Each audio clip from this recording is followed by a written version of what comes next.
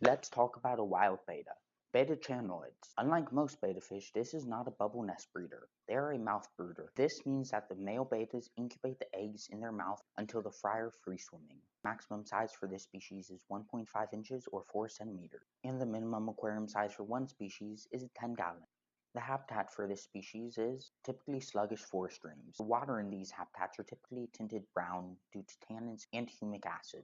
Typically, the water is quite acidic and there is sand as substrate. They are usually caught in areas with ample leaf litter and lots of hanging vegetation. As for the aquarium setup, wild caught individuals will require a low pH and low KH to thrive. For some, this will require remineralizing RO water with a KH buffer.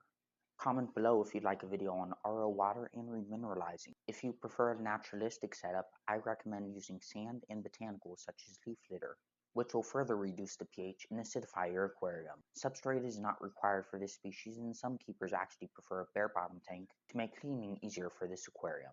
As for filtration, this species does not like a lot of flow, so sponge filters would be ideal. Since they come from sluggish forest plains, they do not like a lot of current and circulation within the aquarium.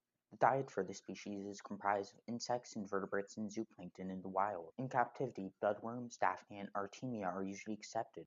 Eventually, they can accept prepared food, but it is not common initially. Now for compatibility, it's recommended to only cohabitate this species with the same betta species, and sometimes nanorasbors will work.